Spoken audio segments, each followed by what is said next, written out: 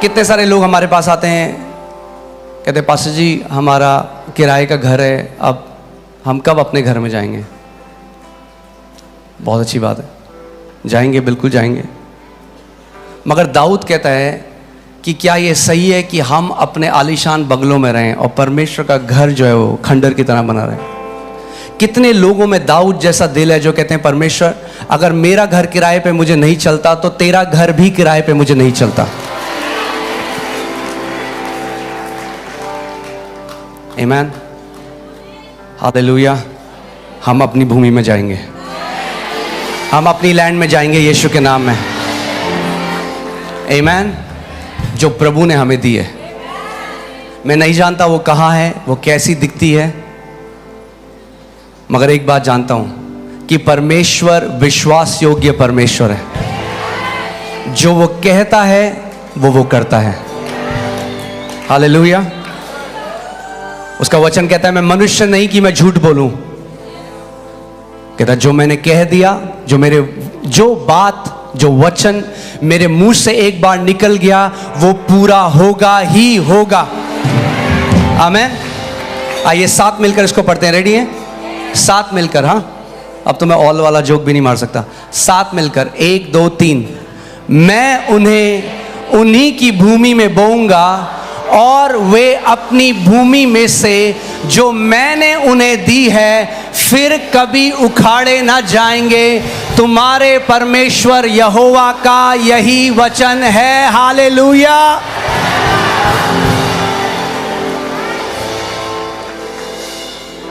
Hallelujah. मैं बहुत excited हूं क्योंकि समय आ गया है नेक्स्ट लेवल का। आमीन।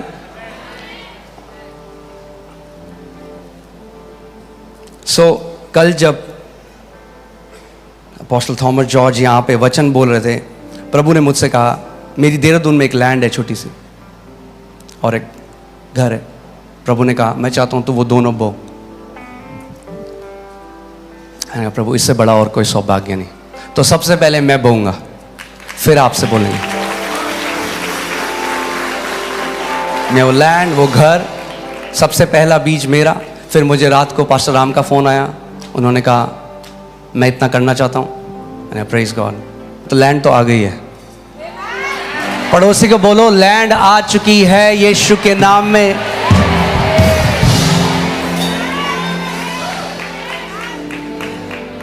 लोग बोलते हैं, कई बारी वो आते हैं, वो बोलते हैं आपने बहुत अच्छी जगह बनाई है। मैंने कहा ये तो किराए पे बनाई है, अभी देखो अपनी जगह में जो बनेगी।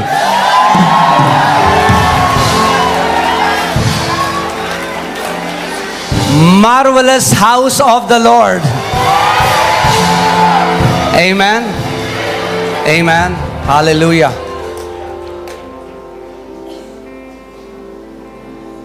Amen. So कल जब उन्होंने वचन दिया और जब मैं पुलपिट में आया, मैंने सोचा ऑलरेडी इतनी लेट हो गई है, मैं जस्ट आऊंगा जल्दी से खत्म कर दूंगा सभा को। जो है यहाँ पे, जो हैं वो जानते, इसलिए वो हंस रहे हैं। मैं जैसे ही यहाँ पे खड़ा हुआ, यहाँ पे परमेश्वर की इतनी हैवी प्रेजेंस थी और एक भविष्यवाणी का शब्द परमेश्वर मेरे द्वारा देने लगा। और वो आज भी सुबह परमेश्वर ने मुझे याद दिलाया कि मैं चाहता हूँ कि तू मेरे लोगों के ऊपर इस भविष्यवाणी को रिलीज कर। जो साल है एक्सपेंशन का, ग्रोथ का, वो तो है ही, मगर ये भविष्यवाणी का वचन है जो परमेश्वर आपको दे रहा है। अगर आप इस कलीसिया में कमिटेड हैं, अगर ये आप कहते हैं ये मेरा घर है, ये मेरा स्पिरिचुअल हाउस है, ये मेरा स्पिरिचुअल फैमिली है, तो ये वचन आपके लिए है। और मैं बता रहा हूं ये वचन आपके जीवन में पूरा होगा। और जैसे ही मैं यहां पे आया, अचानक से परमेश्वर ने मेरे को एक वचन दिया गोशेन के बारे में।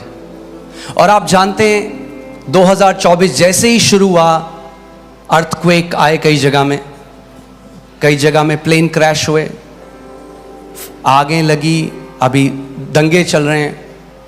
और प्रभु ने मुझे कहा कि ये सब चीज़ें होंगी दुनिया में। ध्यान से सुनिए मेरी बात। ये सब चीजें होंगी, मगर ये कहाँ होंगी? इजिप्ट में होंगी। बोलिए इजिप्ट में। इजिप्ट दर्शाता है दुनिया को। आप दुनिया में हैं, मगर आप दुनिया के नहीं हैं। जब इजराइली जो परमेश्वर के लोग थे, जब वो बंदुआई में थे मिस्र में, तो वो एक जगह में थे जिसका नाम था गोशेन। ठीक है, कहां पे थे वो? बोले मिस्र में थे। मिस्र में थे, मगर मिस्र में एक अलग जगह में थे जिसका नाम गोशेन था, मगर थे सब मिस्र में। और वो एक प्रोफेटिक पिक्चर है, एक भविष्यवाणी की तस्वीर है हम लोगों के लिए, कि हम दुनिया में हैं मगर दुनिया के नहीं, अलग भी किए हुए हैं दुनिया से। और गोशेन की एक खास बात यह थी कि जो कुछ इजराइली के, जो कुछ इजिप्ट में होता था, जो कुछ मिस्र में होता था, वो गोशेन में नहीं होता था। हालेलुया। मिस्र में जब रोना और विलाप करना था, तो गोशेन में नाचना और गाना था। जब मिस्र में अंधकार था, तो गोशेन में उजियाला था। जब मिस्र में मातम था और मृत्यु थी, यहां पे जीवन था और सेलिब्रेशन था। और परमेश्वर ने कहा वैसा ही तुम लोगों के साथ होगा। जो कुछ दुनिया को छूने की अनुमति है, जिस चीज को, चाहे वो महामारी हो, चाहे वो एक्सीडेंट हो, चाहे वो अर्थक्वेक हो, चाहे वो प्रलय हो, कुछ भी हो, जो कुछ दुनिया को छूने की जिसको अनुमति है, उसको आपको छूने की अनुमति नहीं है यीशु मसीह के नाम में। मैं इस प्रोफेसी को रिलीज करता हूं। आप आत्मिक गोशेन में हैं। आपके बगल में 1000, आपके दाहिने ओर 10,000 गिरेंगे, मगर वो आपके निकट नहीं आएगा यीशु के नाम में। हालेलुया। क्या आप विश्वास करते हो? जोर से आमेन बोलो। मैं इस भविष्यवाणी को आपके ऊपर रिलीज करता हूं। आप आत्मिक गोशेन में हैं। अगर आप कलीसिया में बोए गए हैं, अगर आप गोशेन में हैं, जो रिसेशन, इसी मैं आपको क्यों ये बात बता रहा हूं, क्योंकि कई भविष्यवाणी आएंगी, आप सुनेंगे, आपका मन विचलित ना हो।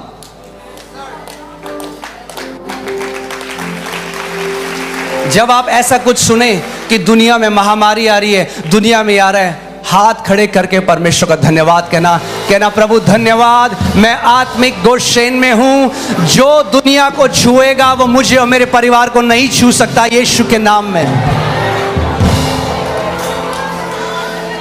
Hallelujah, hallelujah. सो दुनिया में जो भी आए, जो भी हो, वो आपके लिए नहीं है, आपके लिए नहीं है।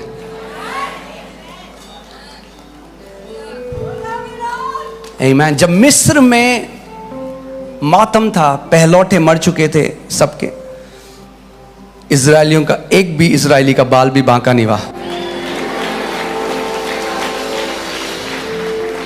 आमीन। मैं चाहता हूं आप इस प्रोफेसी को, आप इस भविष्यवाणी को अपने आगे रखें पूरे साल। आमीन। बट मैं आपको यह भी बता रहा हूं कि ये आप जानते हैं, हर एक प्रोफेसी अपने आप ऑटोमेटिकली पूरी नहीं होती। आपका उसमें एक दायित्व है। बोलो मेरा एक दायित्व है। आपका एक दायित्व है उसको पूरा करना। ऑटोमेटिकली नहीं होगा, आपका एक पार्ट है। उनको गोशेन में रहना था, अगर उन्हें प्रोटेक्शन में रहना था। अगर वो गोशेन से छोड़कर इजिप्ट के खेमे में चले जाते, तो उसी समय उनका भी घात हो जाता। अगर आप दुनिया की तरह जिएंगे, दुनिया में रहेंगे, अगर आप परमेश्वर के भवन में बोए नहीं गए, नहीं, हमें विश्वास योग्यता के साथ परमेश्वर के भवन में बने रहना है। आमीन। तो मैं आज आपको 5 चीजें बताऊंगा जो जिंदगी भर आप गोशेन में रहेंगे। जब आप सुनेंगे सबके आप बैठ जाइए प्लीज। जब आप सुनेंगे कि सबके फाइनेंस नीचे जा रहे हैं, आप जानते हैं कोविड में क्या हुआ। हालेलुया। आप जानते हैं कोविड में क्या हुआ? जल्दी से बैठा वॉलंटियर्स उनको प्लीज। आप जानते हैं कोविड में क्या हुआ? सबके फाइनेंसेस हिट होने लग गए दुनिया में। प्रभु के लोगों के साथ क्या हुआ? मैंने जिस भी सच्चे परमेश्वर के बंदे की गवाही दी, वो बढ़ते गए बढ़ते गए बढ़ते गए। जब दुनिया का इकोनॉमी नीचे जा रहा था, परमेश्वर के राज्य के लोगों की इकोनॉमी ऊपर जा रही थी। क्यों? क्योंकि हम अलग किए हुए लोग हैं। बोलो, मैं अलग किया हुआ हूं। मैं दुनिया में तो हूं मगर दुनिया का नहीं हूं। इसका मतलब हम दुनिया की तरह नहीं सोचते, हम दुनिया की तरह नहीं बोलते, हम दुनिया की तरह नहीं देखते। हमारा देखना अलग है, हमारा बोलना अलग है, हमारा चलना अलग है, हमारा मनन करना अलग है, हमारा विश्वास करना अलग है, और हमारा संगति करना अलग है। और जिस चीज से हमें प्लेजर मिलता है वो भी अलग है। हमें प्लेजर मिलता है परमेश्वर की उपस्थिति में रहने से। आमीन, हालेलुया, वाओ, बहुत मजा आने वाला है, बहुत मजा आने वाला है। मैं बहुत एक्साइटेड हूं, मगर केवल एक्साइटमेंट ही काफी नहीं है। अगर एक देखो, जब एग्जाम होता है ना, जिसने पूरी तैयारी करी है ना, वो बहुत एक्साइटेड होता है कि नहीं? मगर जिसने बिल्कुल पढ़ाई नहीं करी, बहुत डरा होता है। तैयारी करने का समय है, तैयारी करने का समय है। परमेश्वर यहोशू से कहता है, अपने लोगों को बोल कि अपने आप को अलग करें, सैंटिफाई करें, क्योंकि कल को मैं तुम्हारे बीच में बड़े बड़े काम करने वाला हूं। यह समय है तैयारी करने का। पुरस्कार से पहले हमेशा तैयारी है। मैं फिर से बोलता हूं इस बात को। मेडल कभी भी उसको नहीं मिलता जिसने तैयारी नहीं करी। मेडल सिंपैथी से नहीं दिया जाता, मेडल तैयारी का दिया जाता है। आमीन। और परमेश्वर का वचन कहता है वो हमें रिवॉर्ड देने वाला परमेश्वर है, वो हमें पुरस्कार देने वाला परमेश्वर है। तो पड़ोसी को बोलो, पड़ोसी 2024 तैयारी करने का साल है।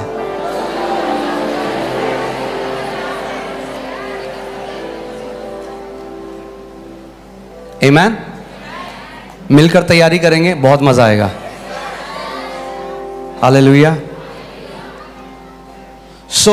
मैं आपको 5 चीजें आज बताने चाह रहा हूं, और ये वर्ड है 2024 के लिए, इस कलीसिया के लिए।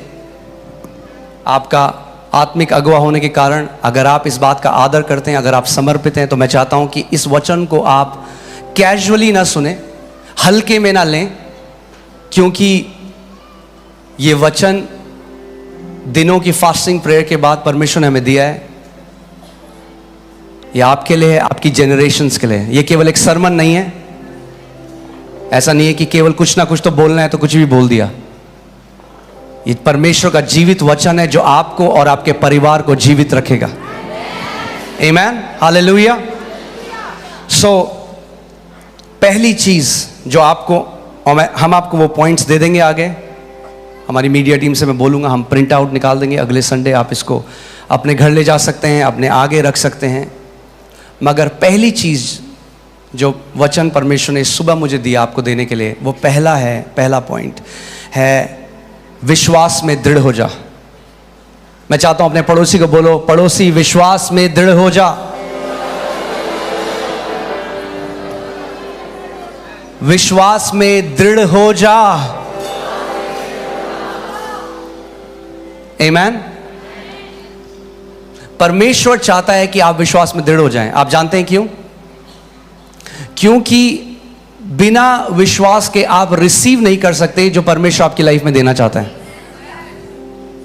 कितने लोग ध्यान से सुन रहे हैं मेरी बात को? विश्वास उस पाइपलाइन की तरह है जिससे, देखिए विश्वास, ध्यान से सुनिएगा। कई लोग कहते हैं हाँ जी विश्वास सब कुछ है। विश्वास कुछ भी नहीं है और विश्वास सब कुछ भी है। ध्यान से सुनिए मेरी बात। विश्वास उस पाइपलाइन की तरह है, मगर सामर्थ विश्वास में नहीं है। ध्यान से सुने आप लोग। सब लोग हाँ जी विश्वास तो सब कुछ है, कुछ भी बोलो जी, कुछ भी नाम बोलो जी, विश्वास होना चाहिए जी, विश्वास होना चाहिए। वो नॉनसेंस बात है। विश्वास होना चाहिए, अरे किस बात पे विश्वास होना चाहिए? हमारा विश्वास उस जीवित परमेश्वर पे है। तो आपको सरल भाषा में समझाता हूं कि आपको आराम से समझ आए कि आप दूसरों को समझा सकें, फिर वो औरों को समझाएं। विश्वास उस बिजली की तार की तरह है जो आपके घर के अंदर लगती है। जब आप घर बनाते हैं तो क्या करते हैं, उसमें बिजली की तार लगाते हैं। अगर आपकी बिजली की तार केवल कम कॉइल की है, अगर आपकी बिजली की तार कम कॉइल की है, जब ज्यादा पावर उसमें आती है तो क्या होता है, शॉर्ट सर्किट हो जाता है ना। तो चाहे ट्रांसफॉर्मर जो आपके घर के बाहर हो उसमें 10,000 किलोवाट की बिजली है, मगर आपके घर उतनी ही बिजली आएगी जितनी आपकी तार में कैपेसिटी है। आमीन। सो हमें परमेश्वर और दे, परमेश्वर और दे। परमेश्वर कह रहा है अपनी कैपेसिटी बढ़ा। मैं तो और दे दूंगा, शॉर्ट सर्किट हो जाएगा, हैंडल कर सकता है, मैं और दे दूंगा तो। मगर अगर मेरे घर में केवल तार लगी है और मैं कहूं हाँ जी तार ही सब कुछ है, जी तार ही सब कुछ है, और अगर वो जुड़ी नहीं है कहीं, तो क्या करंट आएगा? तो विश्वास अपने आप में कुछ कर सकता है? नहीं कर सकता। दुनिया बोलती है हाँ जी हम विश्वास करते हैं, तभी तो कुछ नहीं होता तुम्हारे साथ। अगर विश्वास, मगर हमारा विश्वास विश्वास में नहीं है। बोलो मेरा विश्वास विश्वास में नहीं है। यह कैसा विश्वास हो जो विश्वास में विश्वास है? हमारा विश्वास जीवित परमेश्वर में है। सामर्थ विश्वास में नहीं है, सामर्थ जीवित परमेश्वर में। विश्वास उस तार के टांके की तरह है जो परमेश्वर पे लग जाता है, और वो जो उसकी सामर्थ है हमारे जीवन में आने लग जाती है। हालेलुया। कितने लोगों को समझ आ रही है मेरी बात? सो हमारा विश्वास विश्वास में नहीं है, हमारा विश्वास जीवित परमेश्वर के ऊपर है। आप ध्यान से सुनिए, अब जीवित परमेश्वर है मगर विश्वास नहीं है तो भी कुछ नहीं आना। ट्रांसफॉर्मर घर के बाहर है और तार ही नहीं लगी हुई तो घर के अंदर कुछ नहीं आना। तो दोनों चाहिए।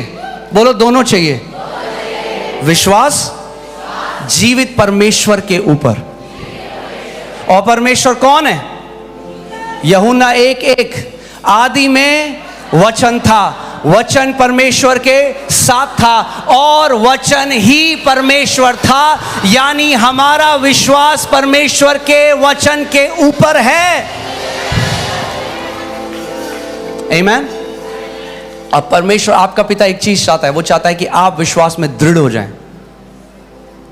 यानी परमेश्वर कह रहा है अपनी कैपेसिटी बढ़ा लो, क्योंकि मैं पावर बढ़ाने वाला हूं पीछे से। आपने अभी तक आपके घर में एसी नहीं थे, आप किराए के घर में रहते थे, कूलर लगाते थे, चल रहा था। फिर आपने क्या किया? 4 एसी लगा दिए, चारों बेडरूम में 4 एसी लगा दिए। इलेक्ट्रीशियन आया, बोला सर एसी तो बढ़िया है, बिल्कुल बढ़िया है, मगर आपकी तार झेल नहीं सकती इतना पावर। तो एसी के साथ आपको क्या करना पड़ेगा? आपको तार भी अपग्रेड करनी पड़ेगी। तो विश्वास को अपग्रेड करने का टाइम आ गया है। आमीन। सो फिर से पड़ोसी को बोलो, बोलो पड़ोसी विश्वास में दृढ़ हो जा। क्यों हमें विश्वास में दृढ़, क्यों कह रहा है परमेश्वर दृढ़ होने के लिए? यानी कोई है जो आपसे उस विश्वास को चोरी करना चाहता है, क्योंकि शैतान जानता है अगर वो आपका विश्वास चुरा लेगा तो पिता यदि करना भी चाहता है बहुत कुछ, वो आपके जीवन में कभी नहीं आएगी चीज। कोई है जो आपकी बिजली की तारें चुराना चाहता है। सुन रहे हैं आप मेरी बात? फिर से बोलिए अपने पड़ोसी को, बोलो विश्वास में दृढ़ हो जा।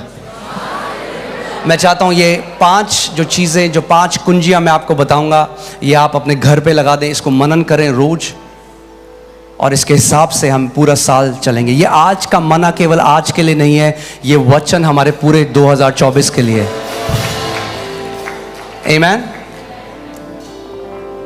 हालेलुया। पहला पत्रस 5:9 हम पढ़ेंगे साथ में। इसमें लिखा है, विश्वास में दृढ़ होकर और यह जानकर उसका सामना करो कि तुम्हारे भाई जो संसार में हैं ऐसा ही दुख सह रहे हैं। हालेलुया। विश्वास आपको एंड्योरिंग पावर देता है, सहने की ताकत देता है। जब दुनिया में जो कुछ भी हो रहा है, अगर आप विश्वास में दृढ़ हैं तो आप खड़े रहेंगे अडिग। आमीन। और परमेश्वर का वचन क्या कहता है? परमेश्वर को क्या चीज प्रसन्न करती है? विश्वास। क्या चीज प्रसन्न करती है? जोर से बोलिए। विश्वास। बाइबल कहती है इब्रानी 11:6 में कि बिना विश्वास के परमेश्वर को प्रसन्न करना अनहोना है, यानी असंभव है, इम्पॉसिबल है। आप परमेश्वर को बिना विश्वास के प्रसन्न नहीं कर सकते। क्यों? क्योंकि जब आप परमेश्वर को विश्वास नहीं देते, आप उसको लिमिट करते हो, उसको सीमित करते हो आपको ब्लेस करने के लिए, और परमेश्वर को वो अच्छा नहीं लगता। विश्वास परमेश्वर को वो फ्रीडम देता है कि वो अपनी पावर को मैनिफेस्ट कर सके आपकी लाइफ में। आमीन। विश्वास कैसे आता है? बोलो, सुनने से। कैसे आता है? इसका मतलब अगर आपको विश्वास में दृढ़ होना है, आपको वो बंदा बनना है जो सुबह शाम परमेश्वर के वचन को सुने।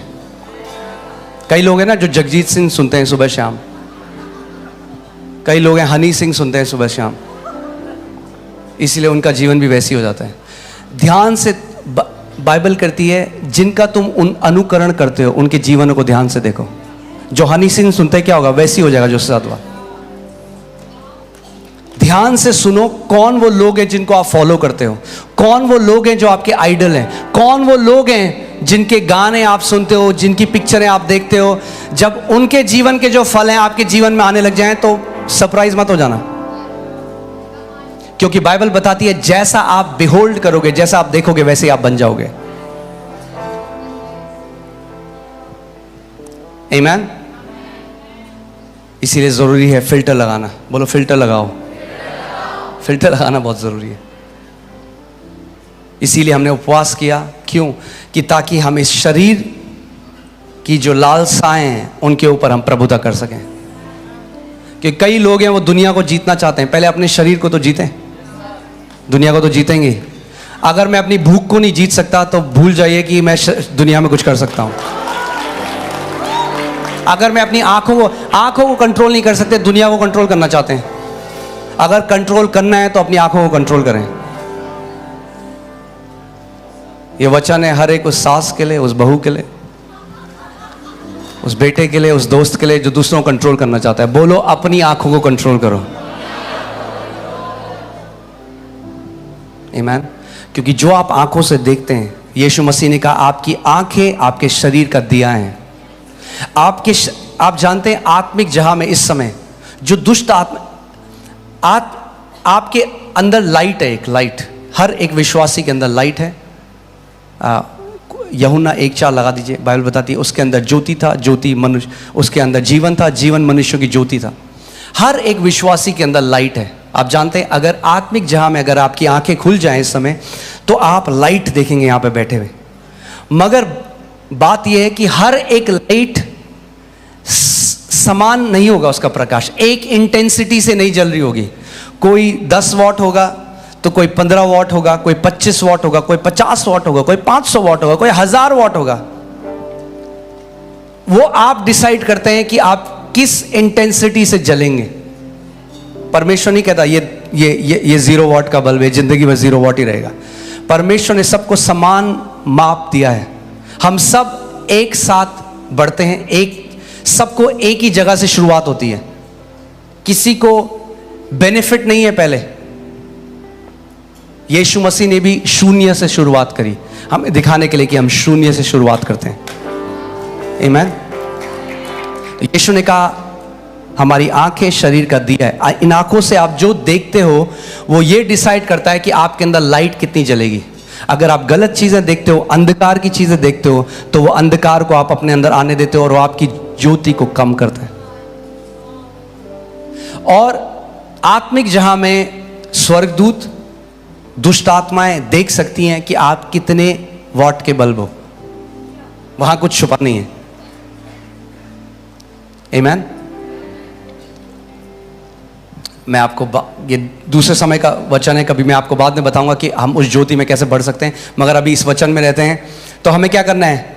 विश्वास में दृढ़ रहना है। और विश्वास कैसे आता है? सुनने से। इंग्लिश बाइबल को अगर सही ट्रांसलेट करें मूल भाषा में तो उसमें लिखा है विश्वास सुनते रहने से आता है। सुनने से नहीं, सुनते रहने से। कैसे? बोलो, सुनते रहने से। पड़ोसी को बोलो, पड़ोसी सुनते रहो। एक बार सुनना काफ़ी नहीं है। मैं आपको एक बात बताता हूँ, ध्यान से सुनिए इस बात को। इस कलीसिया में सबसे ज़्यादा फल, क्योंकि एक अगुवा होने के नाते मैं देखता हूँ जितने लोग यहाँ पे आते हैं, मैं आपको शायद पता नहीं होगा, मैं लीडर्स के साथ बैठता हूँ, एक एक बंदे के बारे में सुनता हूँ, आपके जीवन में क्या चल रहा है। हम रोज़ रात को लीडर्स आपके लिए प्रार्थना करते हैं। अगर आप इस कलीसिया का हिस्सा हैं, मैंने आपको पहले भी कहा था, हम आपके लिए कमिटेड हैं परमेश्वर की नज़र में।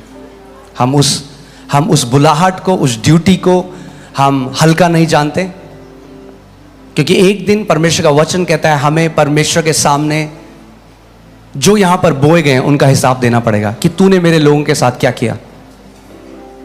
आमीन।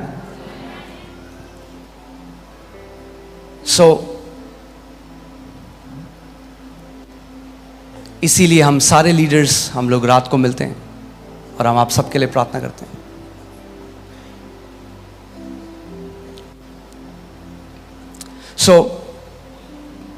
बोलो, विश्वास कैसे आता है? सुनते रहने से। कैसा आता है? सुनते रहने से। इस कलीसिया में मुझे नाम से वो परिवार पता है। कई ऐसे हैं जो संडे को आते हैं, वचन सुनते हैं, नहीं सुनते पता नहीं, फिर चले जाते हैं।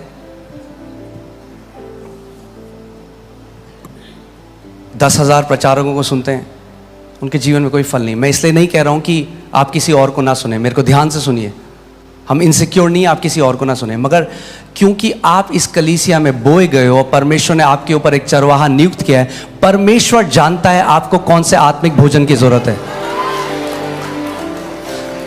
बच्चा, आप जब आपके बच्चे छोटे होते हैं, वो चुनते हैं उनको क्या खाना है, या आप उनको चुनते हैं आप उनको क्या देंगे? क्योंकि जब आप YouTube से चुनेंगे मुझे क्या सुनना है, आप वो चुनेंगे जो मीठा और आपके कानों को भाता है। मगर जब परमेश्वर आपको वचन देगा तो वो वचन देगा जो आपको चाहिए, जो आपको स्पिरिचुअल ग्रोथ देगा, जो आपको बलवंत करेगा। आमेन। वो लोग मैंने देखे, एक पैटर्न देखा, वो लोग जिन्होंने सबसे जल्दी बढ़ते गए फेवर में, प्रमोशन में, आत्मिकता में, वो लोग थे जो संडे का सरमन सुनते थे, मगर अपने घर में संडे से लेके सैटरडे तक उस वचन को बार बार सुना करते थे, बार बार। क्योंकि विश्वास कैसे आता है? सुनते रहने से। परमेश्वर के दास केनेथ हैगिन कहते थे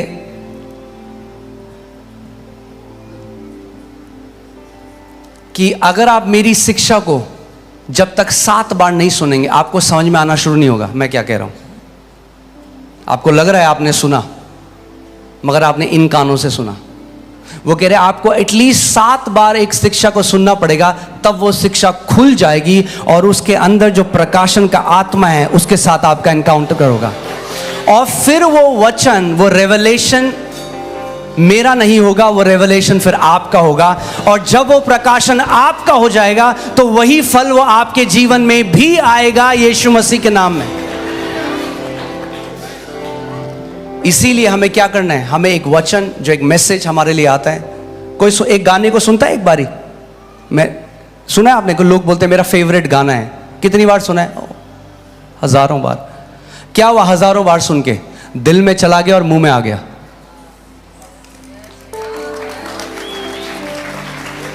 गाना कोई एक बार नहीं सुनता, बार बार सुनता है। फिर क्या?